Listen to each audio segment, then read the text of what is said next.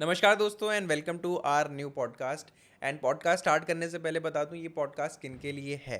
तो अगर आप स्टॉक मार्केट में 5 साल से हो, 7 साल से हो, या फिर बहुत ज़्यादा एक्सपीरियंस आपके पास है, तो ये पॉडकास्ट आपके लिए बिल्कुल नहीं है। बिकॉज आज के इस पॉडकास्ट में हम बेसिक्स समझने वाले हैं स्टॉक मार्केट के।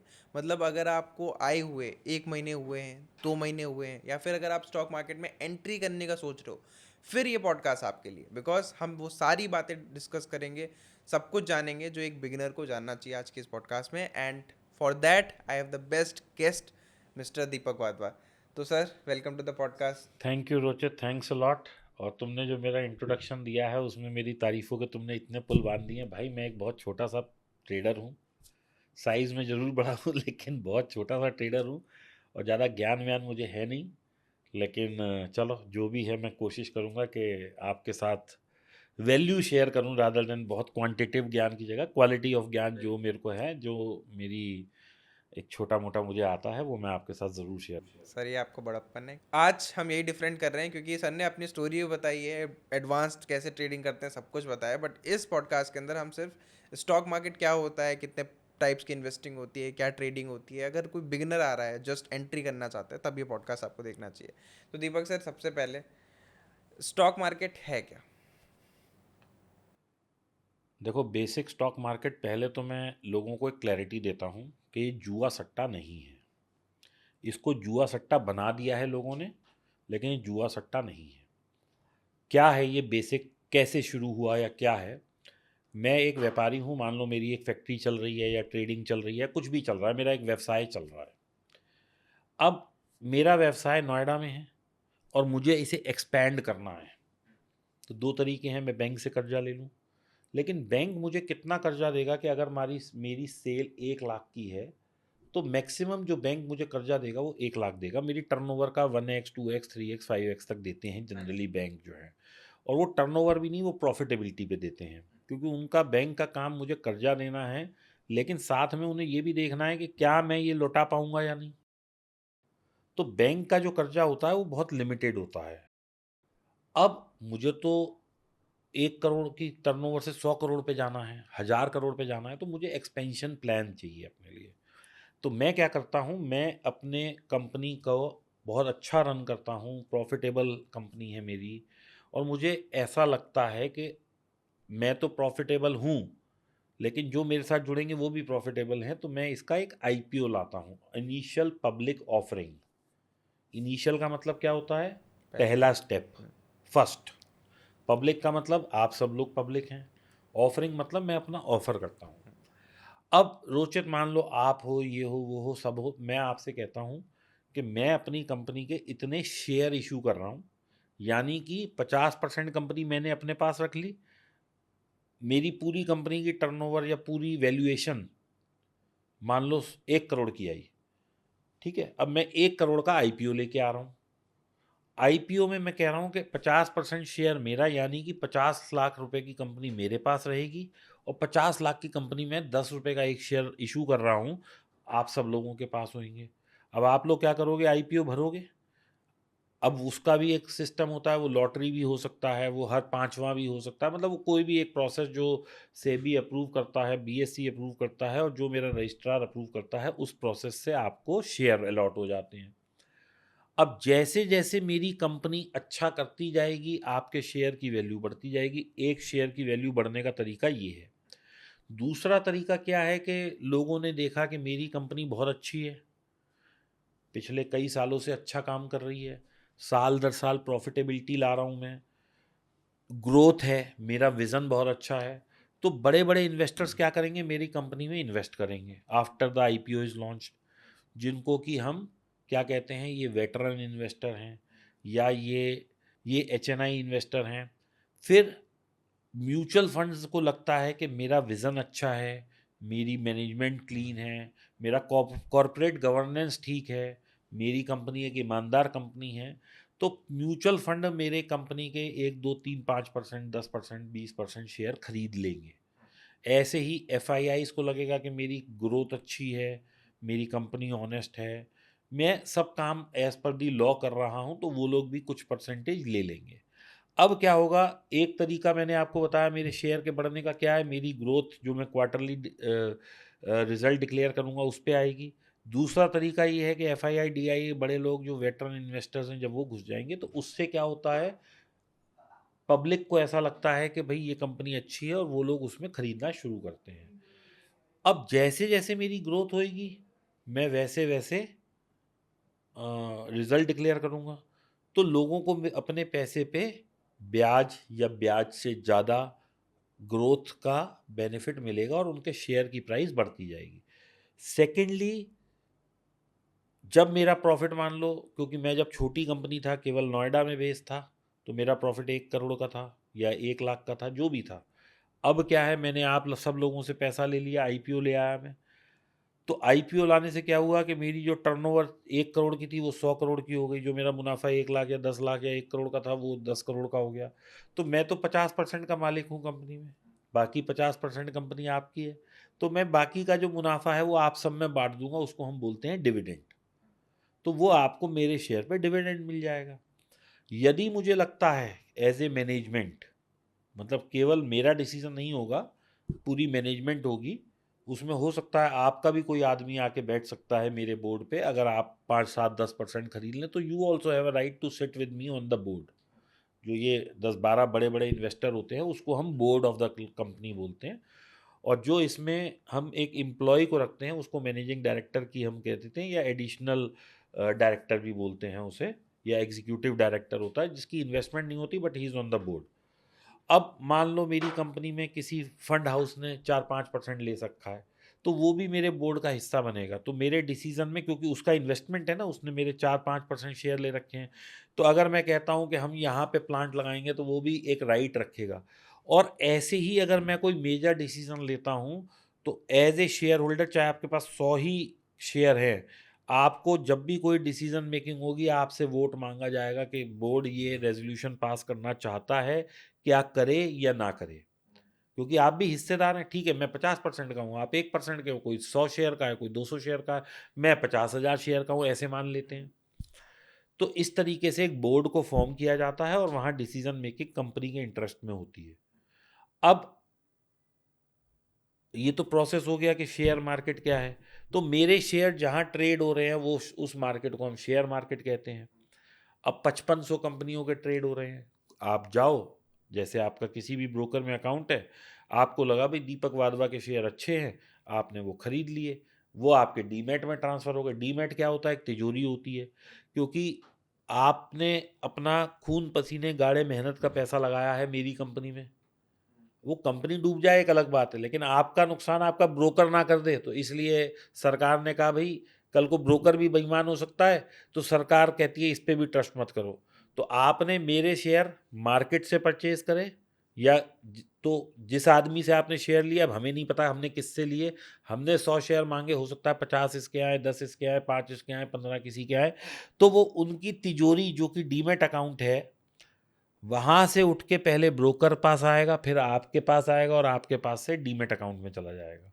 यानी इसकी तिजोरी से उठ के उसकी तिजोरी में आ गया, आपकी में।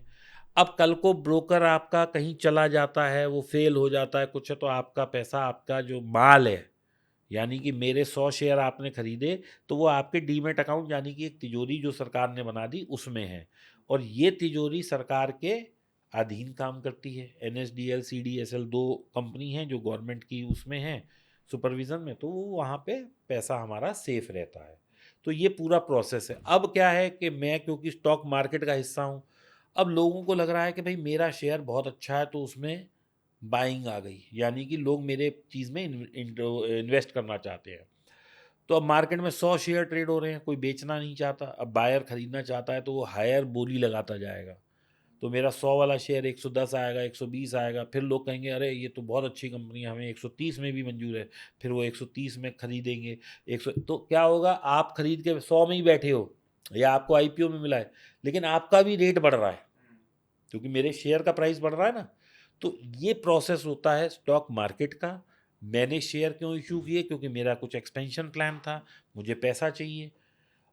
अब अगर मैं बिल्कुल अच्छा चलता रहता हूँ तो मेरी कंपनी की कंसिस्टेंट ग्रोथ होगी। वो आपको कैसे दिखाई देगी? एक सॉफ्टवेयर है जो फ्री में अवेलेबल है, स्क्रीनर.इन, आप भी बहुत यूज़ करते हैं। तो अब आप उसमें देख सकते हैं कि मेरी कंपनी के फाइनेंशियल्स क्या हैं, मेरी इन्वेस्टमेंट क्या है, मेरी लेनदारी क्या है, मेरी देनदारी क्या है, मतलब कि पूरा खाका वहाँ स्क्रीनर.इन पे मिल जाएगा। मेरा पीईजी क्या है, मैंने पिछले क्वार्टर में कितनी ग्रोथ दिखाई थी, इसमें क्या किया, कहीं मेरे खर्चे तो नहीं बढ़ गए, मेरे डेट तो नहीं बढ़, एवरीथिंग इज़ विजिबल, क्योंकि ये सब पब्लिक इन्फॉर्मेशन है कंपनी के बारे में। और दोस्तों, आप किसी भी कंपनी जो इंडिया में ट्रेड हो रही है स्टॉक मार्केट में, उसके बारे में पूरा चिट्ठा निकाल सकते हो। मैं इन्वेस्ट मतलब मैं कंपनी का फेस हूँ, यानी कि मेरे पास उसकी मैक्सिमम इक्विटी है, लेकिन मेरे बाद किस किस की कितनी इक्विटी है ये भी आप निकाल सकते हो। टॉप 5 टॉप 7 जो इन्वेस्टर्स हैं उनका भी निकाल सकते हो। सब चीज़ पब्लिक डोमेन पे अवेलेबल है। सब चीज़ गवर्नमेंट ने बहुत ट्रांसपेरेंट कर रखी है। यदि आपको मेरी बैलेंस शीट चाहिए, आप एक भी शेयर खरीदते हैं, केवल एक शेयर, तो भी मेरी बैलेंस शीट आप लेने का हकदार हैं। यदि आप शेयर होल्डिंग नहीं भी करते हैं तो एमसीए की साइट पे जाइए, उनकी कुछ 100-200 रुपए की फ़ीस होती है, 150 रुपए की शायद फ़ीस है। आप किसी भी कंपनी की, और वो तो आप प्राइवेट लिमिटेड कंपनी की भी डाउनलोड कर सकते हैं, कोई लिस्टेड कंपनी ज़रूरी नहीं है, एमसीए पे सबकी बैलेंस शीट अवेलेबल है, आप वहाँ से कर सकते हैं, because balance sheet is a public document. फिर से मैं पूरा समराइज़ करना हाँ चाहूँगा कि बिल्कुल। भाई कंपनी आती है शेयर बाज़ार में पैसा रेज़ करती है और बोलती है कि भाई अगर आप हमारी कंपनी में इन्वेस्ट करते हो, हम ग्रो करेंगे, तो आपका जो पैसा इन्वेस्टेड है वो भी हमारे साथ ग्रो कर जाएगा। तो ये स्टॉक मार्केट है। 5,000 6,000 कंपनी लिस्टेड है मार्केट के अंदर। अब जब शेयर बाज़ार की बात आती है तो दो टर्म्स निकल के आते हैं। पहला तो है निवेश, कि आप इन्वेस्ट करो लंबे टाइम के लिए, कि भाई आईपीओ में डाल दिया पैसा, आईपीओ में नहीं तो 2 महीने बाद सेकेंडरी मार्केट से ख़रीदा और एक लंबे टाइम तक होल्ड करा। होल्ड करा। जैसे राकेश झुनझुनवाला जी ने 2 रुपये पे टाइटन खरीदा, अभी भी उनके पास पड़ा हुआ है। आपने अच्छा कंपनी खरीदी, उसके साथ लंबे टाइम तक बने रहे। ये हो गया हमारा इन्वेस्टिंग। इसमें भी टाइप्स होते हैं कि आप खुद करो, म्यूचुअल फंड के थ्रू करो, ईटीएफ के थ्रू करो, या एक फिर आपने मेरी डील भी देखी होगी कि किसी ने 76 रुपये में 1000, 76 मतलब हाँ 1976 में 1000 रुपये डाले थे विप्रो में, तो आज वो 700 करोड़ हो गए होंगे। लेकिन दोस्तों, आप लोग जाके देखना, गूगल कर लेना, 2023 में वो 1800 करोड़ भी हो गए थे, अट्ठारह 1000 रुपये के। 1,000 के 1,800। जी। ये पावर है। तो ये हो गया हमारा इन्वेस्टिंग। उसके बाद एक चीज़ आती है ट्रेडिंग। ट्रेडिंग हम बाद में बात करेंगे, सबसे पहले निवेश की बात कर लेते हैं कि भाई अगर इन्वेस्टिंग किसी को करनी है तो वो कैसे स्टार्ट करे। और पहले तो सबसे पहले कि क्यों करनी चाहिए और कितनी पावरफुल इन्वेस्टिंग। देखिए दोस्तों, आज मैं एक सैलरीड हूँ या मैं एक व्यापारी हूँ या मैं एक बच्चा हूँ या मैं बुजुर्ग हूँ, जो भी मेरा स्टेटस है, हर आदमी को इन्फ्लेशन को बीट करने के लिए इन्वेस्टिंग की जाती है। यानी कि मैंने क्या किया, मेरे को 1 लाख रुपए मेरी तनख्वाह है, मैंने सारे खर्चे अपने जोड़ लिए तो वो 80,000 के थे। अब ये 20,000 जो बच गए, तो मेरे पास क्या क्या विकल्प हैं इस 20,000 के लिए। पहला विकल्प, मैं इसे सेविंग्स बैंक अकाउंट में डाल दूं, जहां मुझे 3% का इंटरेस्ट मिलता है क्वार्टरली, उसमें इंटरेस्ट आपके अकाउंट में ही क्रेडिट हो जाता है, पहला। दूसरा, 3 की जगह मैं 4.5-5% पे डाल दूं, यानी कि मैं एफडी कर दूं, जिसे फिक्स डिपॉजिट बोलते हैं। तीसरा, एनएससी पीपीएफ, ये जो सारी सरकारी स्कीम्स हैं, इसमें आपको बैंक के मुकाबले थोड़ा सा ज़्यादा मिल जाता है। चौथा, गोल्ड में मैं इन्वेस्ट कर सकता हूँ, यानी कि मैंने अपनी वाइफ के लिए गहना ले लिया, तो वो भी तो पैसा बढ़ ही रहा है ना धीरे धीरे, या गोल्ड का ईटीएफ ले लिया। पांचवा, सिल्वर ले लिया, यानी बुलियंस मेटल की एक इन्वेस्टमेंट हो गई। इसके बाद आगे और बढ़ते हैं। अगर मुझे इन सब से ज़्यादा रिटर्न चाहिए, ऐसा मैं सोचता हूँ, हो सकता है कम भी आए, ये नहीं है कि स्टॉक मार्केट में रिटर्न ज़्यादा ही आएगी, तो मैं कंपनीज में पैसा लगाता हूँ, जहाँ मैं पे किसी व्यक्ति विशेष या किसी व्यक्ति के कंपनी में पैसा लगाता हूँ। लेकिन दोस्तों, मेरा मानना ऐसा है, ये मेरा निजी वो है, क्या नाम है, सोचना, ये कोई एडवाइस नहीं है। और दोस्तों, when it comes to money, आपको किसी की सुननी भी नहीं है, चाहे मैं बोलूँ, रोचित बोले, या हम जैसे और लोग बोलें, क्योंकि पैसा आपका है तो डिसीजन आपका होना चाहिए। तो अगर मुझे और ज़्यादा इन सब 7-8%, 10% तक हम पहुँचे थे, 3 से, अगर मुझे इससे ज़्यादा रिटर्न चाहिए तो मेरे को फिर थोड़ा रिस्क ज़्यादा लेना पड़ेगा। ये सब क्या है, डेट इंस्ट्रूमेंट है, यानी कि एफडी में मेरा लॉस नहीं हो सकता जब तक बैंक की ना डूब जाए। लेकिन पिछले अगर हम 50 साल की बात करें तो हम मुट्ठी भर बैंक नहीं है, और वो कोऑपरेटिव या छोटे बैंक अगर डूबते हैं, बड़ा बैंक कोई नहीं डूबता, क्योंकि सरकार भी कोशिश करती है कि उसे बचा लिया जाए। जैसे येस बैंक में अभी काम हुआ था, तो पूरी कोशिश की, सरकार ने बचा लिया, ठीक है, उसके शेयर धारक जो थे उनको लॉस हुआ, लेकिन ओवरऑल बैंक की छवि और बैंक का ब्रांड और बैंक का नाम बचा रहा। तो लेकिन वही वाली बात है कि हमें निवेश कब करना है और कब निकलना है, ये बहुत इंपॉर्टेंट है। अब कुछ लोग ऐसे भी होंगे जिन्होंने 600 पे फंस गए होंगे यस बैंक में, तो दोस्तों उनको मेरी सलाह है कि जैसे आप घुसे, और अगर आपको कमाने 10% थे तो 10% जब लॉस हुआ तो निकल भी जाओ। स्टॉक मार्केट में ये एक बहुत इंपॉर्टेंट चीज़ है। Timely entry and timely exit is most important in stock market. तो आपने सेकेंडरी मार्केट से शेयर लिया, लॉस आया, भाई धन्यवाद दे के निकल जाओ कि भैया हमें नहीं रखना, हम कोई और स्टॉक लेंगे जिसमें निकलेंगे। हम ऑप्शंस की बात कर रहे थे कि एफडी में मतलब। हाँ, मैं अभी उस पे ही आ रहा हूँ। हाँ। तो कई दफ़ा ऐसा होगा कि स्टॉक आपके हाथ में कोई ऐसा लग जाए, जैसे येस बैंक जो 600 रुपए से चल के 6 रुपए आ गया। ऐसा होगा सत्यम की तरह, जो बहुत अच्छा स्टॉक था, 600-700-800 रुपए था, वो वहाँ से 5 रुपए आ गया या 6 रुपए आ गया। सुज़लॉन था जो किसी टाइम में 1000 रुपए ट्रेड होता था, 1 रुपए 75 पैसे आ गया। वो कार्ड एक कंपनी थी जो 2200 रुपए से गिरती-गिरती 175 रुपए आ गई 10 साल में। इवन टाटा मोटर जो आज लोगों को बहुत अच्छी लग रही है, अगर आप उसकी हिस्ट्री 20 साल 25 साल पहले की देखेंगे, तो वो भी किसी टाइम में 1700-1800 रुपए का स्टॉक था, जो गिरते-गिरते 175 रुपए तक आ गया कोविड टाइम में। तो दोस्तों कंपनी कोई भी आप लेते हैं वो गिर सकती है, इसलिए मैं सजेस्ट करता हूँ आप इंडेक्स इन्वेस्टिंग शुरू करें, क्योंकि इंडेक्स क्या होता है, वो एक पैमाना होता है अपने देश की ग्रोथ का। यानी कि आज आपको देखना है कि हमारा देश कैसे ग्रो कर रहा है, तो आप हमारा निफ्टी देखेंगे। निफ्टी क्या है, टॉप 50 कंपनीज का ग्रुप है। और दोस्तों इसमें मैं बता दूं कि ये जो 50 कंपनियों का समूह है निफ्टी, इसमें 51 से लेके 100वीं कंपनी आगे लाइन में खड़ी है। जैसे ही कोई कंपनी निफ्टी में परफॉर्म नहीं करती, तो सेबी और एनएससी कहते हैं भाई तुम इस इंडेक्स से बाहर निकलो, और जो 51 वाली कंपनी होती है वो इंडेक्स में आ जाती है on the basis of their valuation. तो इसका मतलब सरकार ने एक ऐसा मैकेनिज्म बना रखा है कि आप अगर निफ्टी में इन्वेस्ट करते हैं तो you are always in top 50 companies. दो चीज़ें होती है ना, एक निफ्टी और सेंसेक्स। सेंसेक्स 30 का होता है शायद। सेंसेक्स 30 का है तो वो 30 कंपनी होती है, निफ्टी में 50 होती हैं। और जो बैंक निफ्टी है उसमें टॉप 12 बैंक होते हैं। अब आप अगर बैंक में इन्वेस्ट करते हैं, तो बैंक को मैं क्यों कहता हूं कि बैंक में करो। मान लो आज आईटी सेक्टर अच्छा चल रहा है, तो आईटी वाले सारे पैसा कमा के पहले तो बैंक में आएंगे। अगर ये आईटी के लड़कों को तनख्वाह अच्छी मिल रही है, तो ये क्या करेंगे, ये मोबाइल खरीदेंगे। कैसे खरीदेंगे, फाइनेंस कराएंगे बैंक से। ये घर खरीदेंगे क्योंकि इन्हें टैक्स बचाना है। ये कैसे लेंगे, होम लोन लेंगे। ये गाड़ी लेंगे, गाड़ी कैसे लेंगे, कार लोन लेंगे। तो कोई भी सेक्टर अच्छा परफॉर्म करे, ऑयल एंड गैस करे, आईटी करे, टेलीकॉम करे, एजुकेशन करे, सीमेंट करे, और ऑयल जो ये है मार्केटिंग कंपनीज करें, कोई भी सेक्टर चले, पहले बैंक में पैसा आएगा। इनके एम्प्लॉयज़ अच्छा करेंगे तो पहले बैंक में पैसा आएगा, फिर लोन्स में पैसा आएगा। तो बैंक हमेशा हर सेक्टर के साथ चलने लग जाता है। ठीक है। तो ये ईटीएफ के अंदर इन्वेस्ट करना है, पर जैसे दीपक वाधवा जी कौन से ईटीएफ प्रेफर करेंगे, और उसके अंदर इन्वेस्ट करने का कोई ईटीएफ का मेरे नाम? लिए तो सिर्फ 5 ईटीएफ बने हैं जी, मैं तो उनमें इन्वेस्ट करता हूँ। मैं तो दिमाग लगाता ही नहीं, ट्रेड करता हूँ सिर्फ बैंक निफ्टी में, इन्वेस्ट करता हूँ इन 5 ईटीएफ में। मैं नाम नहीं बोलूँगा, मैं कैटेगरी बता देता हूँ। एक निफ्टी का है, जो भी आपको पसंद हो निफ्टी का, टॉप 50 टॉप कंपनी। 50 कंपनियों का ईटीएफ ले लीजिए। एक मैं बैंक निफ्टी का जो भी ईटीएफ होता है उसमें करता हूँ, एक स्मॉल कैप में करता हूँ, एक मिड कैप ईटीएफ में करता हूँ, एक निफ्टी नेक्स्ट में करता हूँ, एक गोल्ड के ईटीएफ में करता हूँ, एक सिल्वर के ईटीएफ में करता हूँ। इसके अलावा और अगर मैंने इनमें निवेश कर दिया, तो आप समझ लो रोचित कि मैंने अगर निफ्टी चल रही है 25,000 और मैंने 2500 का एक ईटीएफ ले लिया, तो ये मेरे 50 कंपनियों में इन्वेस्टमेंट हो गया। अगर मैंने स्मॉल कैप कर लिया, तो जो 200 टॉप की स्मॉल कैप कंपनी है, मेरा निवेश उसमें हो गया। ठीक अगर है। मैंने स्मॉल कैप में कर लिया, तो जो 500 स्मॉल कैप कंपनी है, मेरा 2500 500 800 का जो भी मैंने यूनिट लिया ईटीएफ का, मेरा उसमें हो गया। ठीक है। अब इसके अगेंस्ट में अगर मुझे हेज लेना है, तो मैं गोल्ड ईटीएफ पे चला जाता हूँ। और एक क्योंकि आजकल सिल्वर बहुत तेज चल रहा है, तो मैं बहुत छोटा सा हिस्सा अपना ईटीएफ का सिल्वर ईटीएफ में लगा देता हूँ। तो मैंने क्या किया, ये 5 जगह इन्वेस्ट करके अपना पूरा एक इकोसिस्टम बना लिया कि मार्केट में हर कंपनी में ऑलमोस्ट मेरी इन्वेस्टमेंट हो गई जो टॉप है।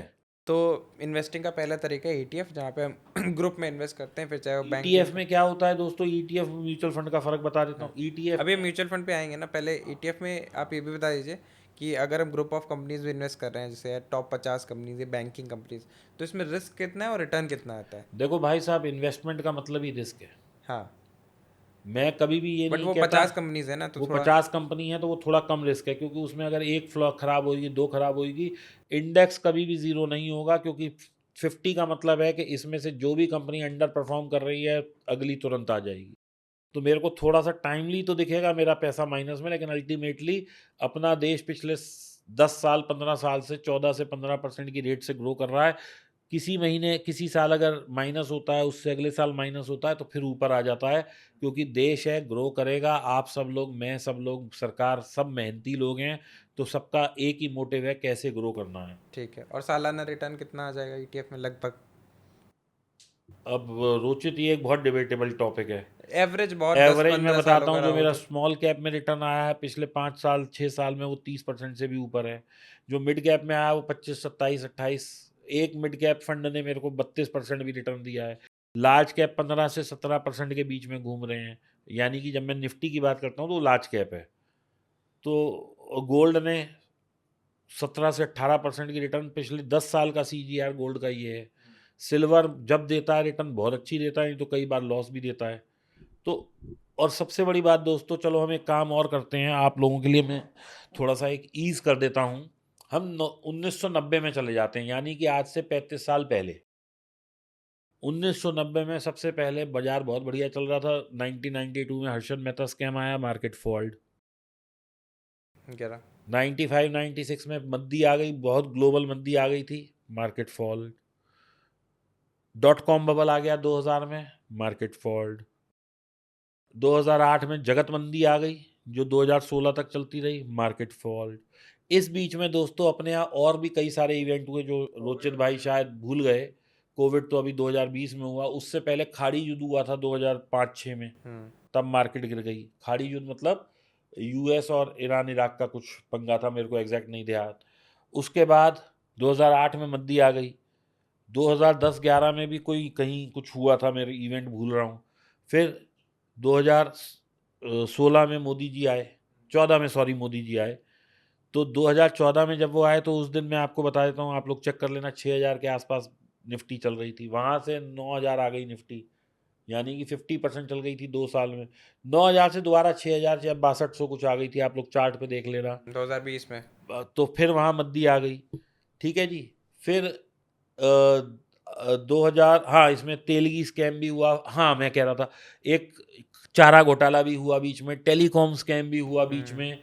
और ये जो है कई बार इलेक्शन हारे जीते, कांग्रेस आई, ये हुआ। तो मार्केट गिरती बढ़ती रही, लेकिन आज हम देखें 2025 में हम बैठे हैं तो मार्केट बिल्कुल पीक पे खड़ी है। 2-3% अपने हाई से नीचे को मैं पीक ही मानता हूँ, क्योंकि मार्केट है ना भाई, 25,000 की चीज़ है निफ्टी, तो वो थोड़ा तो हिलेगी। 2-5% कोई बड़ी बात नहीं है। फिर कोविड आया, कोविड में 50% के आसपास क्रैश आया, फिर मार्केट ऊपर आ गई। ठीक है। फिर अभी ट्रम्प साहब के टैरिफ का इशू आया, फिर मार्केट ऊपर आ गई। चाइना के साथ अपना कितना कलेश चला, वो फिर मार्केट ऊपर आ गई। यूक्रेन रशिया की लड़ाई हुई, मार्केट एकदम से बहुत पैनिक में आई, फिर ऊपर आ गई। अब 4 साल से जो चल रहा है कोई उसकी बात ही नहीं करता।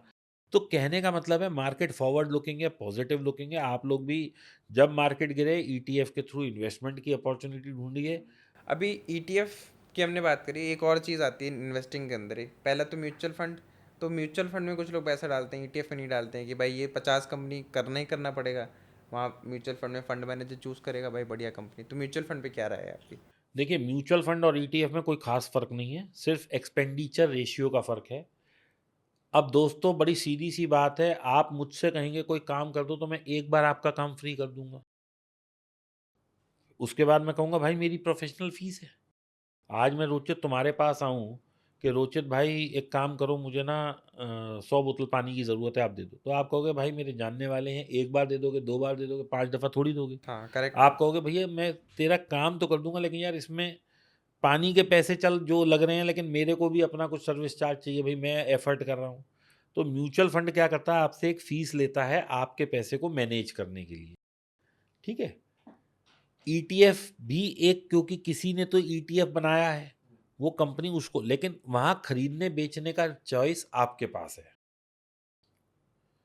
ठीक है ना।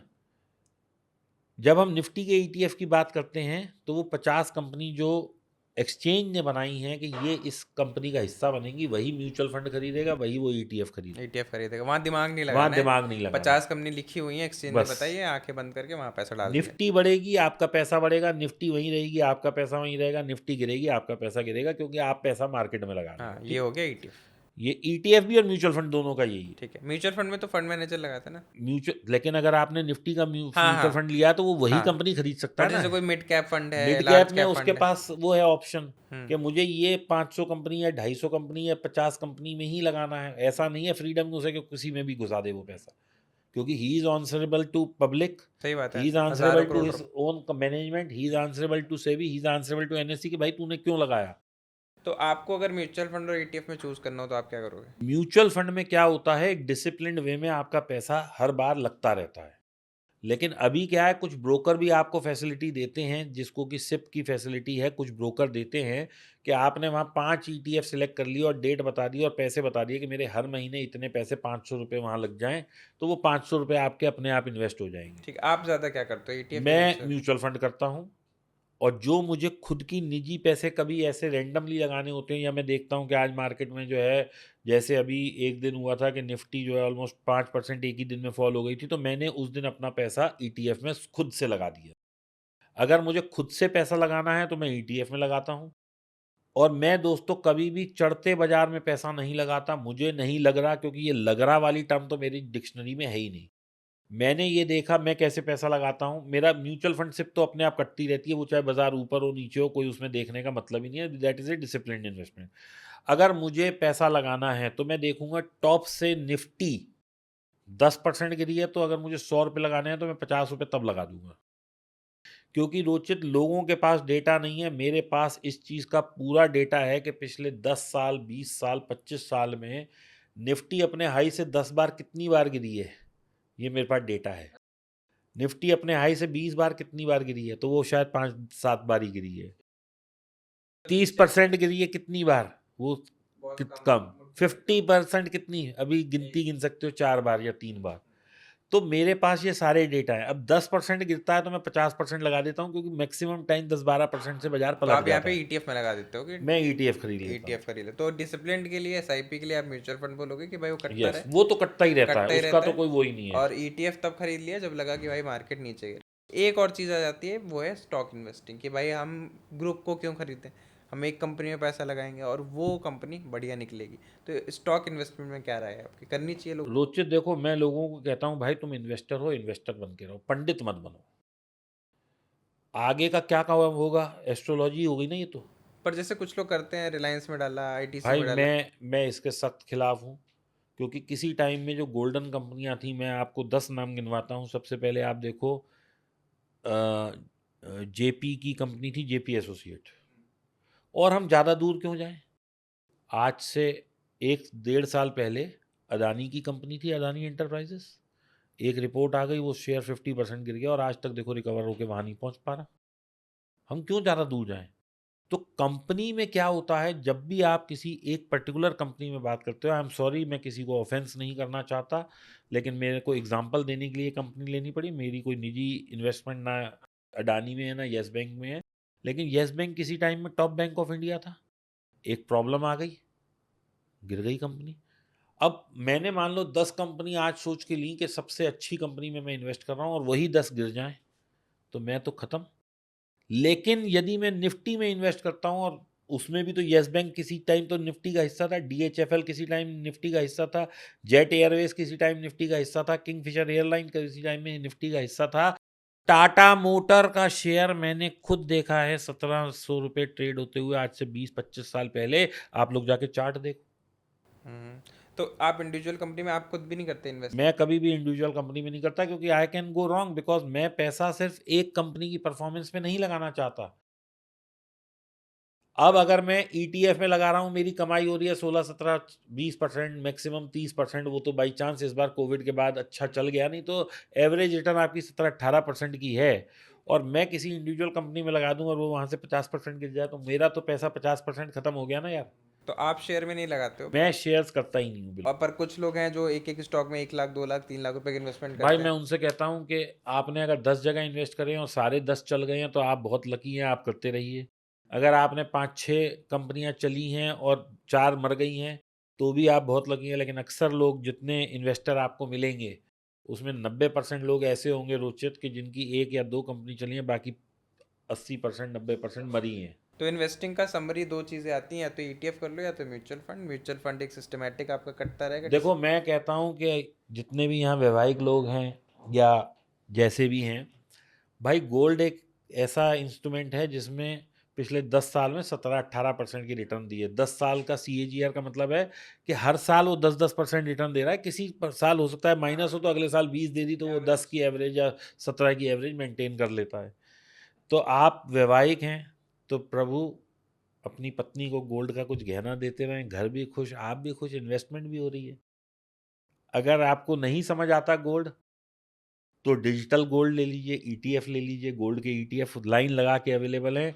और दोस्तों किसी भी चीज़ की कोई भी जानकारी चाहिए, सबसे अच्छी जानकारी गूगल दे सकता है। मैंने कहीं और भी उदाहरण दिया था, मैं यहाँ देता हूँ। तो सर एसआईपी वर्ड आता है, कितनी पावरफुल है एसआईपी? जिन लोगों को करना है, क्या कितना पैसा बन सकता है? मैंने अभी एक ऐसे करके बताया था कि मैं 1 को करता हूँ, 3 को करता हूँ, 5 को करता हूँ, 7 को करता हूँ, ये कहते हैं सिप्स, यानी सिस्टमैटिक इन्वेस्टमेंट प्लान। ठीक है, तो मैं अगर करूं किसी अमाउंट की, आप बता। मैं कह रहा हूँ 500 से भी शुरू कर सकते हो। ठीक है, मैंने और आप 5 लाख की भी कर सकते हो, 50 लाख भी कर सकते हो, 1 करोड़ की भी सिप कर मैं सकते हो। 5,000 की कर रहा हूँ, लेट्स से 5,000 की कितना सिप पैसा कर रहे हो तो बनेगा? मैं आपको ये कहता हूँ कि आप 5,000 की सिप पहले तो एक में मत करो, आप लार्ज कैप भी करो, स्मॉल कैप भी करो, मिड कैप भी करो, गोल्ड भी करो, सिल्वर भी करो, सब में डाल दो हज़ार हज़ार रुपए। या अपने अनुसार कि मैं रिस्क कम लेना चाहता हूँ तो 2,000 मैंने लार्ज कैप में डाल दिया, 500 गोल्ड में डाल दिया, वो आप अपनी जगलरी बिठा लो। हर महीने डाले मैंने। आपका एवरेज अगर आप 10 साल 15 साल चलते हो और देश यूं ही चलता रहा और कोई बहुत बड़ा संकट नहीं आया, तो 14-15% 18% आपको एवरेज सबका मिला के मिल जाएगा। ठीक, कितना पैसा होगा 20 साल में, 15 साल 20 साल में लगभग? वो तो सिप कैलकुलेटर खोल लेता हूँ, मुझे भी आइडिया नहीं है, मैं बता देता हूँ आपको। कि अगर 5,000 की एसआईपी कर रहा हूँ मैं पंद्रह अभी परसेंट आपको सब बता देता हूँ, देखो। अब देखो हम आपको एक चीज़ बताते हैं, बहुत इंटरेस्टिंग है दोस्तों, इसको नोट करिएगा क्योंकि ये अपने आप में पूरा एक चैप्टर है अंडरस्टैंडिंग का। अगर आपने ये चीज़ समझ ली तो आपका कितना बड़ा निवेश कहाँ पहुँच जाएगा आप समझ नहीं सकते। अगर 5,000 मैंने 15 साल लगाए तो 60,000 एक साल में इन्वेस्ट होंगे, 15 साल में मेरे 12 लाख रुपए लगेंगे और मेरे को मिलेंगे 75.8 लैक्स। हाँ, ठीक है, लेकिन इसमें एक बहुत बड़ा कैच है। वो कैच ये है कि जैसे अभी अगर मैं पिछले 10 साल का सीएजीआर किसी भी फंड का देखता हूँ तो वो 20% के ऊपर है। अगर ये 20% आगे वाले टाइम में रिटर्न आ गई, तो जब मैं 20 साल के लिए इन्वेस्ट करता हूँ तो मेरे को मिलते हैं 75 लाख रुपए। यही मैं 20 की जगह अगर 25 साल कर देता हूँ दोस्तों, तो मुझे मिलता है 1 करोड़ 64 लाख रुपए। यानी अगले 5 साल में मैंने कितना पैसा फालतू डाला? 12 मतलब 3 लाख रुपए फालतू डाला, लेकिन मुझे कितना मिला? 75 लाख के ऊपर 75 लाख से भी ज़्यादा मिल गया, यानी कि मेरा पैसा 1.64 करोड़ हो गया। और इन्वेस्टमेंट जो पहले 20 साल में 12 लाख हो रही थी, वो अब 15 पे पहुंच गई है। तो एसआईपी इतनी पावरफुल होती है। अब समझ में आ गया कि भाई इन्वेस्टिंग करनी है, म्यूचुअल फंड करो, ईटीएफ करो। एंड ईटीएफ करके एसआईपी करके जब पैसा बनता है, तो फिर क्वेश्चन ये आता है कि दीपक वाधवा जी ट्रेडिंग क्यों करता है? दूसरा तरीका। दोस्तों यदि आपके पास छोटा पैसा है, छोटा पैसा मैं बोलता हूं कि 15-20-25 लाख रुपए है, उससे यदि कम है तो वो छोटा पैसा है, इससे यदि ज़्यादा है तो वो बड़ा पैसा है। ट्रेडिंग उसको व्यक्ति को करनी चाहिए जो व्यक्ति ट्रेडिंग कर रहा है, अगर यदि उसके पास 20-25 लाख से ऊपर है। इससे कम वाले मार्केट में सब पैसा दे के ही जाते हैं, वो मुनाफा बना नहीं सकते, ये स्टैटिस्टिक्स भी ऐसा बोलता है। तो जिसके पास 10,000 रुपये हैं, 5,000 रुपये हैं ट्रेडिंग करने के लिए स्टॉक मार्केट में, वो क्या करेगा?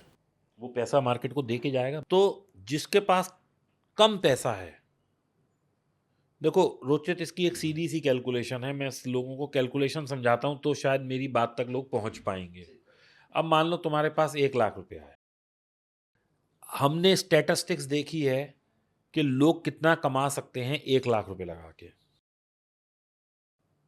बैंक में यदि आप वो पैसा डालते हैं तो 5-6% कमा सकते हो मैक्सिमम। वो भी जुगाड़ लगाओगे कि मम्मी के नाम एफडी करा दी, पापा के नाम करा दी, दादाजी के नाम करा दी, कुछ ऐसा जोड़ तोड़ करोगे। तो 1 लाख का 1,06,000 हो गया। 1 लाख का 1,06,000 हो गया।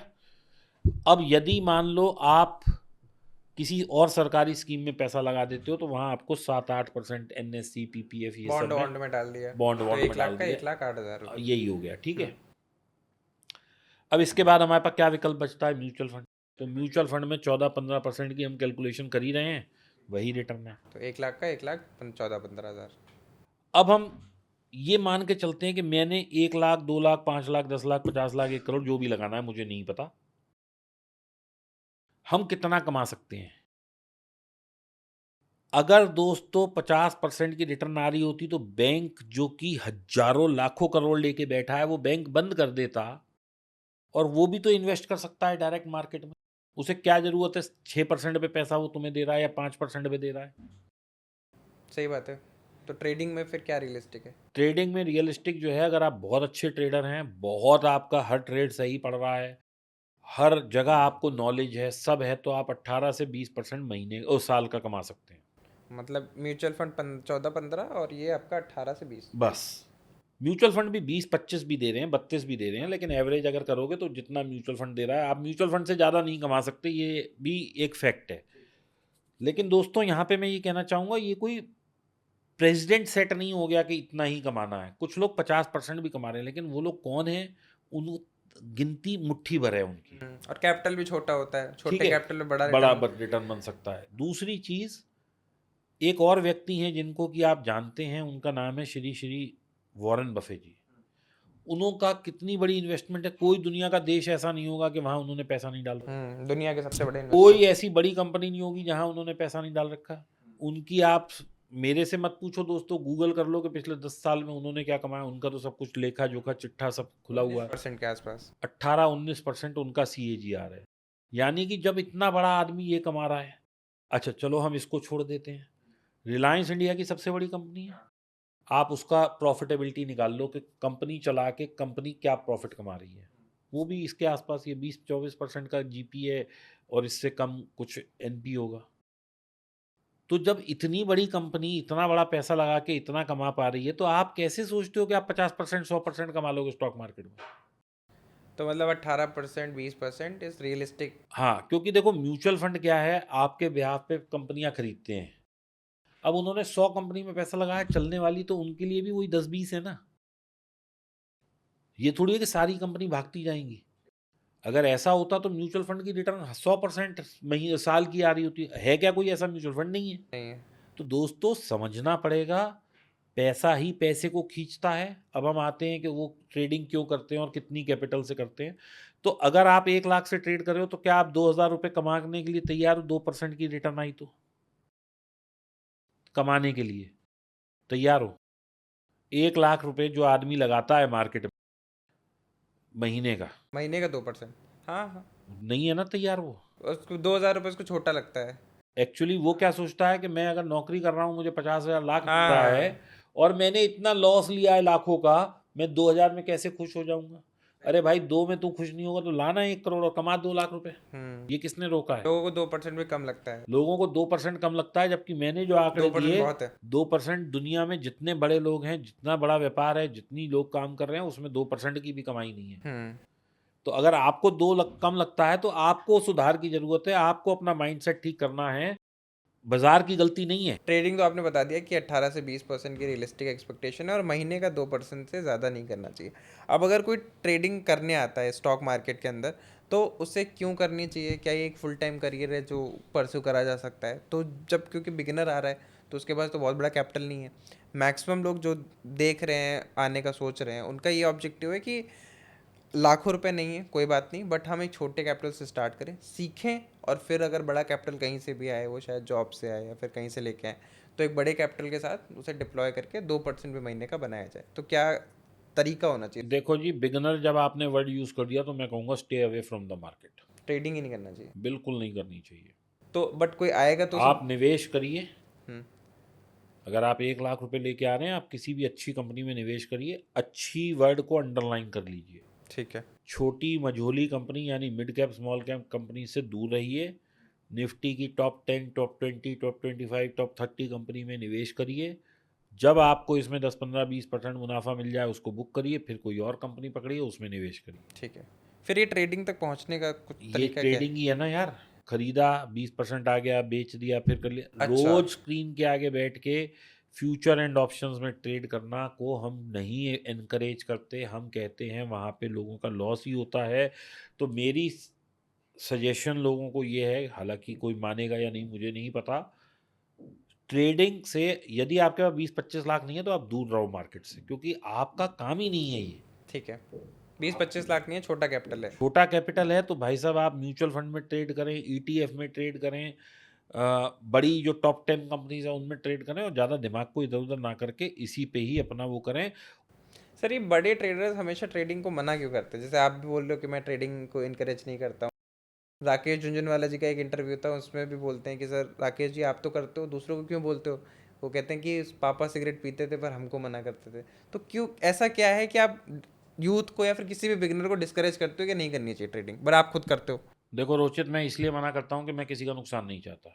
झुनझुनवाला साहब ने भी अगर मना किया, मैंने नहीं देखा वो इंटरव्यू, लेकिन अगर उन्होंने भी मना किया तो वो भी किसी का नुकसान नहीं चाहते, क्योंकि हमें ये पता है, या मुझे ये पता है, मुझे उनकी नहीं पता, कि पैसा एक ऐसी चीज़ है जो सबसे ज़्यादा मेहनत से आदमी कमाता है। इससे ज़्यादा मेहनत वो किसी काम में नहीं करता। पैसा कमाने के लिए जितनी मेहनत करता है उससे ज़्यादा मेहनत वो किसी काम में नहीं करता। सबसे ये बात मुश्किल काम, एग्री करते हो हाँ, आप? सबसे ज़्यादा एफर्ट्स डालते हैं। आज आप एक मजदूर देखो जो बेचारा ईंट उठा रहा है, वो पूरा दिन मेहनत करता है तो उसे जाके 800-1000 रुपये लास्ट में मिलते हैं। कितना मेहनत का काम है। एक टीचर है, वो 30 दिन खपती है। कितना स्ट्रेस है एक टीचर को, तो उसे जाके लाख रुपए सब महीने के लास्ट में मिलते हैं। टीचर की बता रहा हूँ, जो कम से कम 10 घंटे स्टूडेंट्स की सेवा में लगती है। एक पुलिस वाला देखो, हम पुलिस वाले को ऐसे ही कुछ भी उल्टा सीधा बोल देते हैं कि ये है या ये वो है। मैं, जो लोग पुलिस के अगेंस्ट हैं और उन्हें गाली देते हैं कि इसने पैसे ले लिए उसने, मैं उन सब से एक बात कहता हूँ कि भाई, जनवरी फरवरी मार्च सर्दियों का टाइम है, सड़क पे सुबह 6 बजे से शाम के 10 बजे तक खड़े होकर दिखाओ। अगस्त सितंबर, मतलब जून जुलाई अगस्त, इतनी गर्मी, हम तो यार एसी गाड़ी में जा रहे होते हैं ना, वो बेचारा तो वहाँ खड़ा है। मतलब पैसा कमाना बहुत पैसा मुश्किल कमाना सबसे मुश्किल काम है। हाँ। और लोग कितनी कितनी मेहनत कर रहे हैं ये आप लोग सोच नहीं सकते।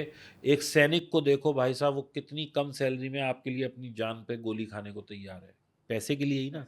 तो इसका मतलब पैसा कमाना सबसे मुश्किल काम है। अब उस पैसे को यदि आप मार्केट में जाके अज्ञानतावश, क्योंकि आप में ज्ञान है ही नहीं ना, ज्ञान होता तो आप पैसे कमा रहे होते। आप ये कह रहे हो कि मैं 8 साल से ट्रेड कर रहा हूं, मैं कहता हूं भाई 8 साल में आप कहते हो कि मेरे को सारा ज्ञान है, भाई तुझे अगर ज्ञान नहीं होता तो तू लॉस में क्यों होता? ज्ञान का सबसे बड़ा परिचय तो आपने ये दे दिया कि आप 8 साल से ट्रेड कर रहे हो और आपको पता है कि आप लॉस में, और हर बार फिर भी आप नया दाव खेलने जा रहे हो, तो आप तो जुआ खेल रहे हो भाई। आप कहाँ एजुकेशन लेके ट्रेड कर रहे हो? तो मेहनत का जो पैसा लोग है। ये कहते हैं मेरा 1 करोड़ का नुकसान हो गया, तो 1 करोड़ का नुकसान एकदम ऐसे तो हुआ नहीं होगा कि कट से एकदम 1 करोड़ चला गया। अरे 1-1 लाख रुपए करके दिया होगा ना, तो तुम्हें 1 लाख खोने के बाद अकल नहीं आई, 2 लाख खोने के बाद अकल नहीं आई, 5 लाख खोने के बाद अकल नहीं आई, 10 लाख खोने के बाद अकल नहीं आई, तुम 1 करोड़ तक वेट किस बात की कर रहे हो? इसका मतलब अज्ञानता है। यही तो अज्ञानता का परिचय है। दीपक सर क्या एज है आपकी? 50 होने वाला हूँ भाई। 50। तो अगर आप अपनी 20s में आ जाओ, मैं बोलता हूँ 21 साल के आप हो गए, मैं आपको 1 लाख रुपए दे रहा हूँ, आपके पास इतनी पूंजी है, ज्ञान नहीं है स्टॉक मार्केट का, ट्रेडिंग क्या होता है, ज्ञान आपसे ले लिया गया है। तो अब आप कैसे ट्रेडिंग सीखोगे? और आपको ट्रेडर ही बनना है, आप ये मत बोलना कि मैं कहीं और चला जाऊँगा। आपको ट्रेडर बनना है, 1 लाख रुपए है आपके पास, नॉलेज नहीं है, आपको सीखना है और एक सक्सेसफुल ट्रेडर बनना है। तो क्या जर्नी होगी आपकी? अगर मेरी जिंदगी में कोई रिवाइंड बटन है तो तुम कह रहे हो 20 साल, मैं 16 साल पे चला जाऊंगा, जब मैं 16 साल का था। और वहां से रोचित मेरे को सिर्फ एक काम करना है। वहां से, उस वक्त निफ्टी कुछ रही होगी 4-5 हज़ार, मुझे सिर्फ तब एक ही काम करना है, और मैं अगर वो कर लेता तो आज मेरे पास शायद अपना निजी हेलीकॉप्टर होता। क्या काम है? तो कुछ लोग कर ले जो अभी हैं। अब तो 1 लाख में होगा नहीं ना वो काम। आप सिर्फ रोज के बैंक निफ्टी में 50 से 100 पॉइंट खाना शुरू कर दो। उस टाइम 1 लाख में मेरा फ्यूचर ट्रेड हो सकता था। या फिर आप आज का मान लीजिए। आज के 1 लाख में ट्रेड नहीं हो सकता भाई। आज के लिए 1 lakh capital is too small, क्योंकि अभी ये गवर्नमेंट ने सारे जो है वो बढ़ा दिए ना, ताकि छोटा इन्वेस्टर इन सब में ना घुसे। तो आज के लिए 5 लाख। जिस व्यक्ति के पास 4 से 5 लाख रुपए हैं, उसे सिर्फ एक चीज पे ट्रस्ट करना चाहिए कि मेरा देश तरक्की कर रहा है। ये बात हम सब जानते हैं। 5 लाख रुपए लगाओ तो कितने पैसे हैं मेरे पास? 5 लाख रुपए मैंने लगाए मार्केट में, यानी कि मेरे लेजर में 5 लाख रुपए पड़े हैं। अगर मुझे ट्रेड करना हो 5 लाख से, तो मेरे को रिस्क भी अपना मिटिगेट करना है और मेरे को देश की तरक्की में भी पैसा लगाना है, तो मुझे बैंक निफ्टी खरीद लेनी चाहिए 1 लॉट। 5 लाख में दोस्तों मैं कह रहा हूँ 1 लॉट। एक लॉट आ जाएगा। लेकिन 2.5 लाख में 1 लॉट आ जाता है। लेकिन क्योंकि मार्केट है, रेड हेयरिंग प्रोस्पेक्टस सब जगह दिया हुआ है कि भाई शेयर मार्केट में इन्वेस्ट करोगे लॉस भी हो सकता है, तो साथ में मैं 2000 पॉइंट नीचे की एक पुट भी खरीद लूँ। यानी कि मैंने क्या किया, सक्सेस होगी, मार्केट बढ़ेगी, मेरा पैसा बढ़ेगा, मार्केट गिरेगी, मेरा लॉस फिक्स है। जैसे मैंने थोड़ी देर पहले कहा, मार्केट मुझे क्या देगी मुझे नहीं पता, मैं मार्केट को क्या दूंगा वो मेरा ये 2000 पॉइंट नीचे की पुट है। अब अगर इसमें मुझे जब भी मार्केट ऊपर चलेगी वहाँ से मुनाफा आएगा, पुट में लॉस आएगा। अगर मुझे बैंक निफ्टी फ्यूचर ने मान लो 50,000 रुपये कमा के दिए, यानी 1000 पॉइंट चल गई तो 35,000, चलो 1000 पॉइंट ये ऊपर चली, तो ये जो 2000 पॉइंट नीचे की पुट है इसमें 20, 30, 50 रुपये का लॉस आएगा। मैं दोनों को काटूंगा, नमस्ते हो गई। फिर मेरे को जब सेटअप मिलेगा मैं फिर ट्रेड करूंगा। अब मैंने क्या किया, हेज का ट्रेड बनाया।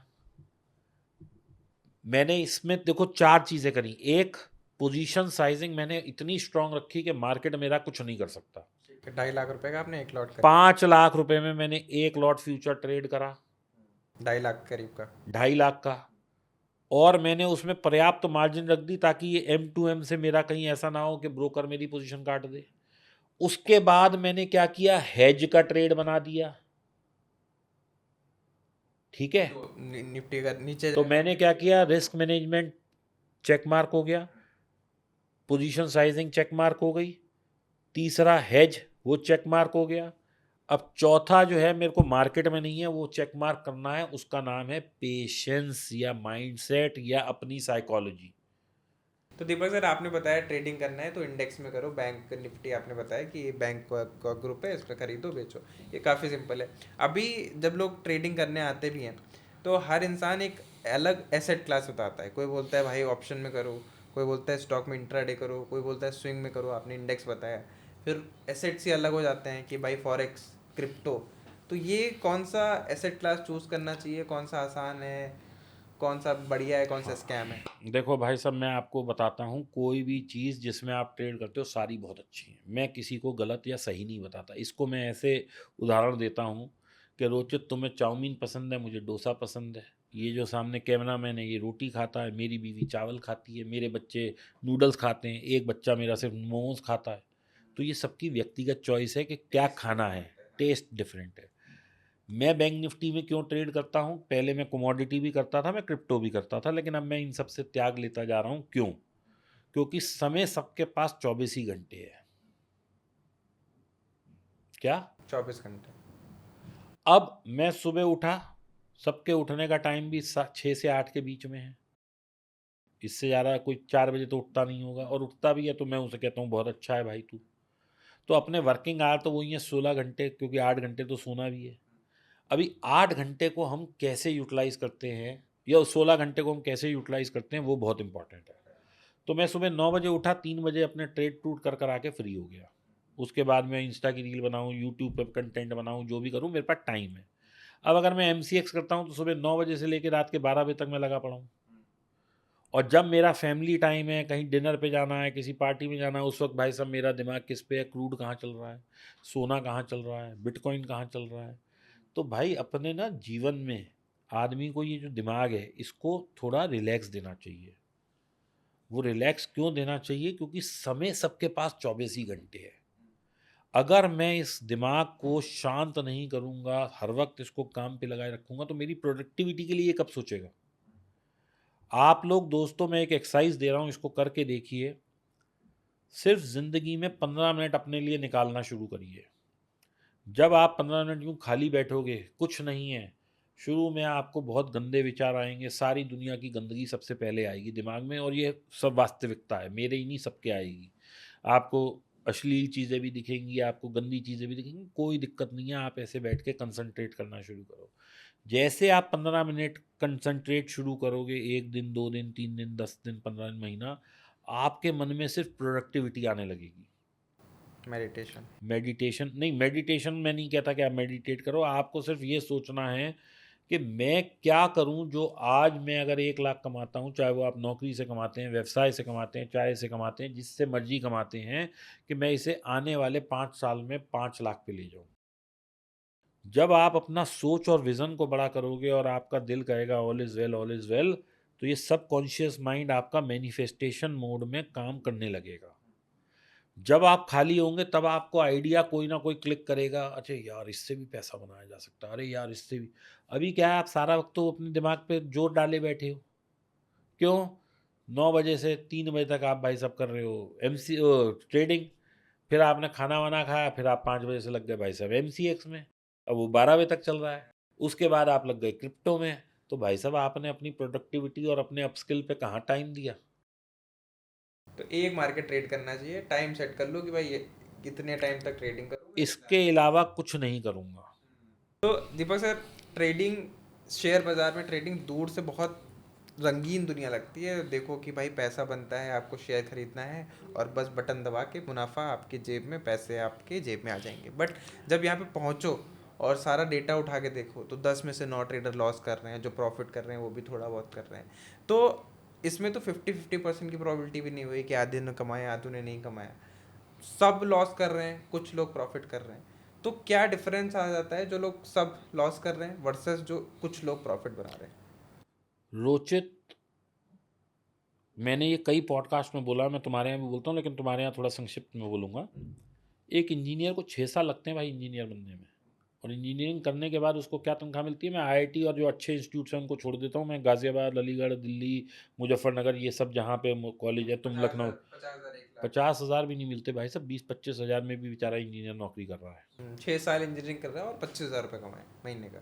एमबीए इतने बेकार घूम रहे हैं, आज आप एक इंटरव्यू कॉल कर लो, इंजीनियर और एमबीए। आप, मेरे को अभी एक अपने लिए असिस्टेंट चाहिए था, मैं सिर्फ एक ग्रेजुएट लेना चाहता था, मैंने एक छोटा सा ऐड दिया उसके लिए, तुम यकीन नहीं मानोगे, मेरी आंखों में आंसू आ गए जब मैं देखा कि एक सॉफ्टवेयर इंजीनियर मेरे यहाँ 20-25 हज़ार में नौकरी करने को तैयार है। और आज की तारीख में ये कटु सत्य है कि जो आपके यहाँ एक रनर है, यानी कि ये चला जा, वो ले आ, समोसा ले आ, पैसे ले आ, पैसे दे आ, काम कर ले, ये कर ले, वो कर ले, उसको भी आप 20-25 हज़ार रुपये सैलरी दे रहे हो, क्योंकि वो बाइक चला रहा है, पेट्रोल लग रहा है, सब हो रहा है, और एक पढ़े लिखे आदमी को भी इतना। तो कहने का मतलब है दोस्तों कि आप, जो लोग 6-6 साल मेहनत करके आ रहे हैं वो भी बहुत ज़्यादा नहीं कमा रहे। तो आप किसी की चुपड़ी रोटी देख के अपनी सूखी को मत छोड़ो, बहुत मेहनत का काम है, ट्रेडिंग भी बहुत मेहनत का काम है। कुछ लोग जो है वो हो जाते हैं इन्फ्लुएंस कि ये 1 लाख का प्रॉफिट दिखा रहा है। अरे दोस्तों, पहले तो वो सब फर्जी होते हैं, लेकिन अगर आप उसको यकीन भी कर रहे हो तो उससे ये पूछो कि भाई ये 1 लाख का प्रॉफिट कमाने के लिए तूने कितनी कैपिटल लगाई? हो सकता है वो 2 करोड़ लगा के 1 लाख कमा रहा हो। अब आप देखो कितने परसेंट पे आ गए। तो बाहर से अच्छी लगती है, अंदर मैं सोच की बात करता हूँ। आज तुम ये कॉफ़ी पी रहे हो, अभी इसमें मक्खी गिर जाए रोचित, तुम क्या करोगे? नहीं पीऊंगा। क्यों नहीं पियोगे? हटा दूंगा, गंद खराब हो गई, क्या खराब हो गई? मक्खी गिर गई तो मक्खी वाली पी लोगे तो इससे क्या होगा? तो खराब हो ना, कैसे पी सकते हैं, पता क्या होगा? क्या रीज़न क्या है? खुद से नहीं मन करेगा पीने का, और यही अगर घी की बर्नी में मक्खी गिर जाए तो क्या करोगे? तो निकाल के फेंक देंगे। क्यों? मक्खी ने जो बीमारी देनी है वो तो भाई बराबर है, चाहे वो चाय में गिरे या वो घी में गिरे। हाँ, इम्पोर्टेंट है, वो चीज़ ज़्यादा महंगी है। वो महंगी है, तो जहाँ भी वैल्यू जुड़ी है वहाँ आपका माइंडसेट इमीडिएटली चेंज हो जाता है।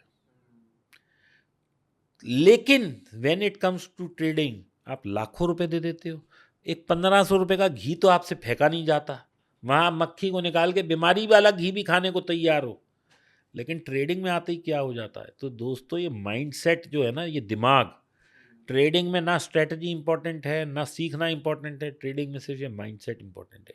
जिसने इस पे काबू कर लिया, जिसने इस पे काम कर लिया, इसीलिए मैं आपको बता रहा हूँ 3 मूवीज़, गुरु, 3 इडियट्स और सीक्रेट, ये आपके माइंडसेट को चेंज करेगी और दोस्तों यकीन मानो, मैं लॉस से जब प्रॉफिट में आया तो that was only because of this mindset. किताबें पढ़ते हो आप? नहीं, बिल्कुल भी नहीं, कुछ रिकमेंडेशन? है ही नहीं कुछ, अच्छा, आप पढ़ते नहीं हो। मुझे आती ही नहीं पढ़नी। ठीक है। तो दीपक सर, ये जो आपने बताया कि 4-5 साल आपको सीखना पड़ेगा, ट्रेडिंग में देखना पड़ेगा, और मुझे ऐसा लगता है कि हर इंसान ट्रेडर बन भी नहीं सकता है। जिसके अंदर डिसिप्लिन ना हो, जो खुद के इमोशंस ना कंट्रोल कर पाए, वो बन भी नहीं पाएगा। तो आपके हिसाब से क्या क्वालिटीज़ हैं जो एक सक्सेसफुल ट्रेडर बनाता है? Discipline, discipline. सिर्फ एक डिसिप्लिन ही है। अगर आप डिसिप्लिन में हैं, आप अपनी लाइफस्टाइल को डिसिप्लिन कर सकते हैं, then only you can be a good trader. अगर आपकी लाइफस्टाइल में डिसिप्लिन नहीं है तो इसका मतलब आप, अपनी बात बताता हूँ, अगर मैं डिसिप्लिन नहीं हो सकता तो इसका मतलब मैं जंगल में खुले सांड की तरह घूम रहा हूँ। अगर मेरे को ट्रेडिंग में पैसा कमाना है तो मेरे को अपनी लाइफ में छोटी छोटी चीज़ों में डिसिप्लिन आना पड़ेगा, क्योंकि वही मेरी हैबिट ट्रेडिंग में लगेगी। ऐसा नहीं हो सकता कि आप जिंदगी में अनडिसिप्लिन इंसान हो, ट्रेडिंग में डिसिप्लिन हो जाओ? रोचित, एक बात बताओ, अगर तुम्हें एक सेविंग की आदत है तो वो हर जगह है। अगर तुम एक्स्ट्रा वैगेंट हो तो तुम हर जगह हो। अगर तुम्हारे को लगता है कि ये आदमी खराब है तो इसमें अगर तुम ऐब देख रहे हो तो तुम ओवरऑल देखोगे। और अगर तुम्हें लगता है कि इसने कोई गलती कर दी और तुम इसकी एक्सेप्टेंस रखते हो कि चल यार कोई बात नहीं, तूने गलती कर दी, अगली बार ध्यान रखियो, यानी कि ये तुम्हारा नेचर है, तो तुम सबके साथ ही ऐसे हो। सो आपका जो नेचर होता है, आपकी जो आदतें होती हैं, आपकी जो हैबिट्स होती हैं, आपका जो वे ऑफ थिंकिंग होता है, वो हर जगह वैसे ही होता है। अगर मेरा हर चीज़ में नेगेटिविटी ढूंढने का है ना, तो मैं सोने में भी खोट ढूंढ लूँगा।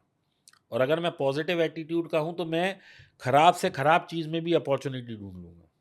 तो दीपक सर, आखिरी क्वेश्चन है आज का कि सर आप हमेशा ये लाल टी शर्ट क्यों पहनते हो? मतलब क्या किसी पंडित ने बताया कि आप ये पहनने से लाल यहाँ होगा तो शायद पोर्टफोलियो में नहीं होगा? क्या राज क्या है? देखो रोचित, ना मैं पंडित को मानता हूँ, ना मैं समय को मानता हूँ, ना मैं किसी और चीज़ को मानता हूँ, और किस्मत को भी नहीं मानता। मेरा कहना ये है उन सब लोगों से, जैसे मैंने बताया मेरा लॉस हो जाता था तो मैं 5 लोगों को फ़ोन करता था, वो मैं क्यों अपने दिमाग को वैलिडेट कर रहा हूँ कि भैया इनका सबका लॉस है तो मेरा भी लॉस है। यानी कि मैं अपनी खामी को किसी और पे डाल रहा हूँ। ये जो वर्ड इन्वेस्टर है ना, मैं इसके लिए पता है क्या कहता हूँ? आप वेटरन इन्वेस्टर नहीं हो, आप क्या हो, मजबूरीवश इन्वेस्टर हो। आपने एक शेयर लिया, 20 रुपये वो चला, आपने बुक नहीं करे, अब वो 300 नीचे है तो आप इन्वेस्टर बन गए। ठीक है ना?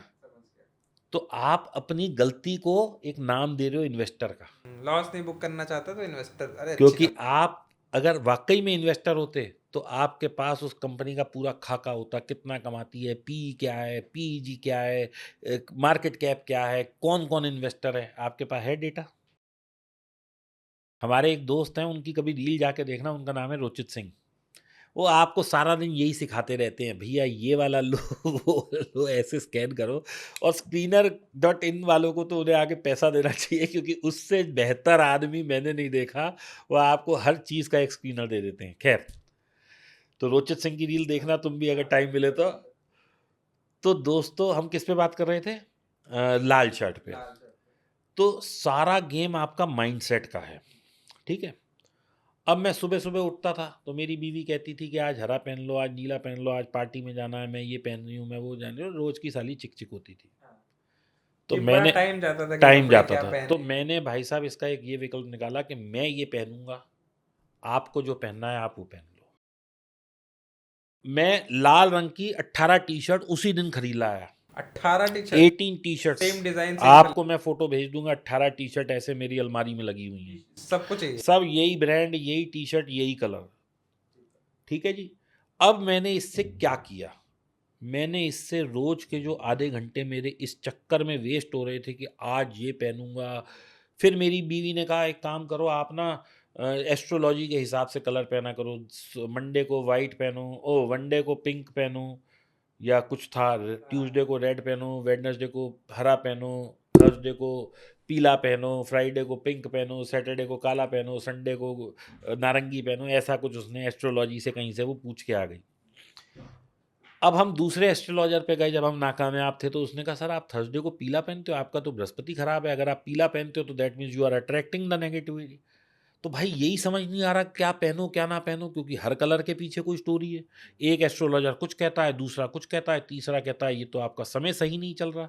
और मैं कहता हूँ समय तो तब सही चलेगा जब मैं एजुकेटेड होके काम करूँगा। मैं बेवकूफ़ियों में काम करूँगा तो मेरा समय तो कभी सही होएगा ही नहीं। अगर समय की बात होती तो हर 12वां आदमी आज करोड़पति होता, क्योंकि 12 राशि हैं। अगर मान लो मेष राशि का समय अच्छा चल रहा है तो जितने मेष राशि वाले हैं उस कोई रिक्शा नहीं चला रहा होता, सारे जो है बड़े बड़े इंडस्ट्रियलिस्ट बन जाते। तो इसका मतलब क्या है, समय भी तब साथ देगा जब आप अपनी बुद्धि का प्रयोग करेंगे। ये बात हमने इससे साबित कर ली। अब कोई आदमी रिक्शा चला रहा है तो क्या सारी जिंदगी उसका समय सही नहीं आएगा? बताओ, ऐसा तो नहीं होगा ना। 50-60 साल तक वो समय ही सही नहीं करेगा। तो समय को सही करना बुद्धि का काम है, कर्म का काम है। Deepak sir, thank you so much for coming. मुझे लगता है अगर कोई बिगनर ने देखा होगा ये पॉडकास्ट तो उसे काफ़ी कुछ पता चल गया होगा क्या करना है, किस तरीके से करना है, और सबसे इम्पोर्टेंट क्या नहीं करना है। और अगर फॉलो कर ले, जो मैक्सिमम लोग नहीं करते हैं, तो मुझे लगता है स्टॉक मार्केट की जर्नी तो सवर जाएगी। वही ये बात है कि हमने इतना मना करा कि नहीं करना है जो चीज़ है, शायद लोग वही करें। तो सर, आपका एक लास्ट मैसेज जो भी देख रहा हो बिगनर। दोस्तों, मेरा मैसेज ये है, ट्रेडिंग एक बहुत अच्छा प्रोफेशन है। पॉजिटिविटी मैं देखता हूँ तो मैं क्या देखता हूँ कि 93% लोग लॉस में है, 7% प्रॉफिट में है। आप कोई भी एग्ज़ाम देने जाएं कॉम्पिटिटिव, आईएएस, पीसीएस, डॉक्टरी, इंजीनियरिंग, सीयूआईटी, जो भी आजकल चल रहे हैं, ये जितने नाम हैं, किसी का भी सक्सेस रेशियो 7% नहीं है।